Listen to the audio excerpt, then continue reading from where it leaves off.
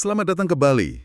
Pernah nggak sih Anda dengar sebuah argumen yang kedengarannya meyakinkan, tapi ada sesuatu yang terasa janggal? Sering sekali. Seolah-olah kesimpulannya itu lompat begitu saja, nggak benar-benar nyambung sama alasannya. Nah, hari ini kita akan bahas tuntas soal itu. Fenomena ini dikenal sebagai non sequitur. Atau dalam bahasa yang lebih sederhana, kesimpulan yang nggak nyambung. Betul, kesimpulan ngawur. Sumber kita kali ini datang dari kutipan buku The Rational Ape, spesifiknya dari bab yang judulnya pas banget, It Does Not Follow.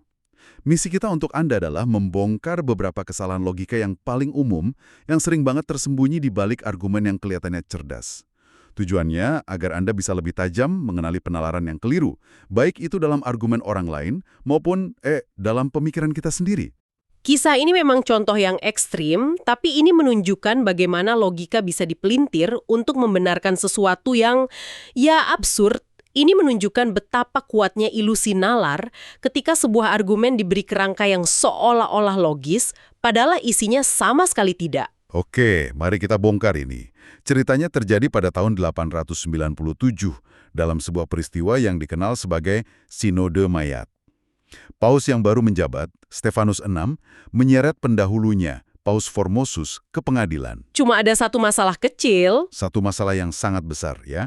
Paus Formosus ini sudah meninggal 8 bulan sebelumnya. Betul. Jadi mereka benar-benar menggali kembali jenazahnya. Tunggu, ini beneran digali? Ya, beneran.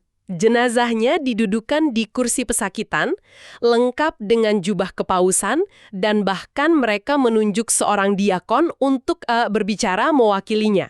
Ya ampun. Lalu, disinilah logika cacatnya berperan. Tepat. Paus Stefanus VI berargumen bahwa Formosus tetap diam saat semua tuduhan dilontarkan. Iya iyalah, kan dia mayat. Nah, itu dia. Menurut Stefanus, orang yang tidak bersalah itu pasti akan membela diri. Karena Formosus tidak melakukan itu, Maka dia pasti bersalah, begitu logikanya. persis. Kesimpulannya, yaitu Formosus bersalah, sama sekali tidak mengikuti premisnya, yaitu Formosus diam. Ini adalah non sequitur yang sangat mencolok yang digunakan untuk tujuan politik murni. Ini benar-benar contoh yang gila. Tapi kesalahan logika seperti ini sebenarnya sangat umum kan? Dalam bentuk yang lebih halus. Sangat umum. Buku ini menyebutnya kesalahan logika formal atau formal fallacies.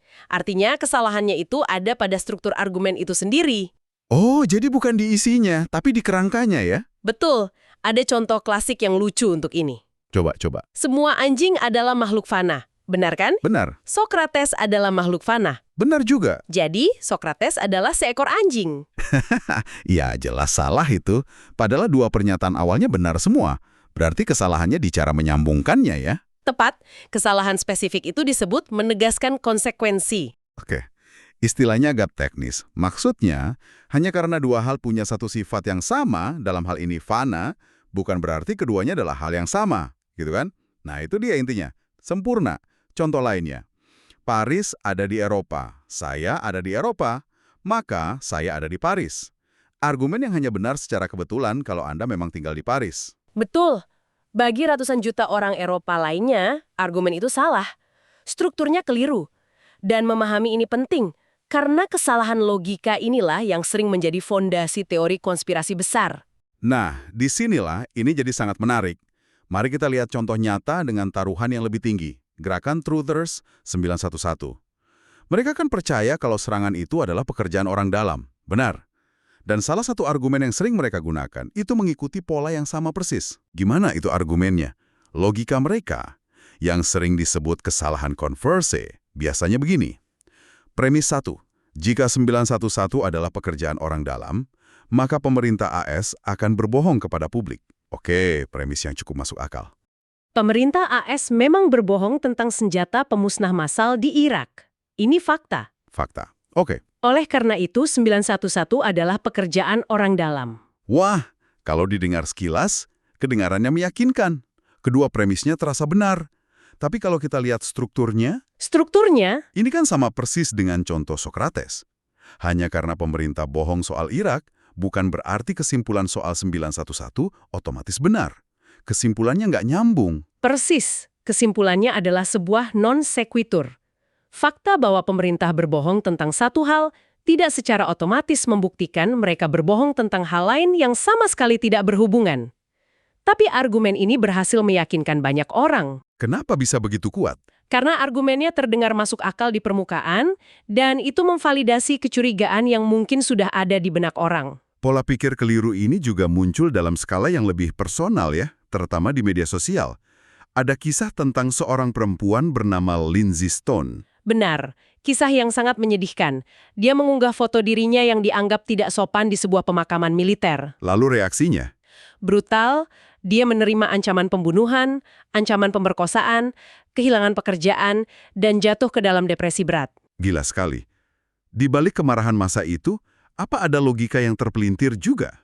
Ada, mereka secara tidak sadar menarik kesimpulan afirmatif dari premis negatif. Pola pikirnya kira-kira begini, perempuan itu tidak memiliki moral. Oke. Saya menyerangnya secara verbal. Lalu kesimpulannya? Maka, saya adalah orang yang bermoral. Saya mengerti. Kesimpulan, saya bermoral, itu sama sekali nggak nyambung dengan tindakan menyerang orang lain. Sama sekali tidak. Mengecam kesalahan orang lain tidak secara otomatis membuat Anda menjadi orang yang lebih baik atau benar. Penulis buku ini mengatakannya dengan sangat baik. Tindakan membawa garu tidak membuat seseorang menjadi pahlawan. Itu pengingat yang penting banget untuk kita semua saat berinteraksi di dunia maya. Sangat penting. Jadi apa artinya semua ini? Kita telah melihat bagaimana sebuah kesimpulan yang tidak nyambung bisa digunakan untuk membenarkan pengadilan atas mayat, membangun teori konspirasi, Dan memicu kemarahan massa di dunia maya. ini pengingat bahwa sebuah argumen bisa terdengar logis tanpa benar-benar logis. Ini, seringkali kita merasakan sesuatu secara emosional dulu, marah, curiga, atau merasa benar. Lalu pikiran kita akan mencari pembenaran logis, bahkan jika pembenaran itu cacat. Kuncinya adalah belajar untuk jadi lebih reflektif daripada reaktif. Tepat. Sebagai penutup, kami ingin meninggalkan Anda dengan satu pemikiran terakhir yang provokatif. Sebuah ide yang disebut kekeliruan karena kekeliruan atau fallacy-fallacy. Nah, ini menarik. Begini bunyinya. Hanya karena seseorang menggunakan argumen yang buruk untuk mendukung sebuah kesimpulan, bukan berarti kesimpulannya otomatis salah. Tunggu, ini agak memusingkan. Jadi, orang bisa benar karena alasan yang salah. Tepat sekali. Contohnya, teman Anda berkata jangan masukkan tanganmu ke dalam api karena dulu aku pernah melakukannya, lalu kunci mobilku hilang. Argumen yang aneh banget. Jelas non-sequitur. Betul, argumennya ngawur. Tapi kesimpulannya, jangan masukkan tanganmu ke dalam api, itu jelas benar. Oke. Jadi kita nggak bisa langsung menolak sebuah ide hanya karena argumennya jelek. Persis. Jadi tantangannya bagi Anda adalah, bisakah Anda memisahkan argumen yang cacat dari klaim itu sendiri dan mengevaluasi klaim tersebut berdasarkan kebenarannya sendiri? Ini adalah tingkat pemikiran kritis berikutnya untuk Anda jelajahi.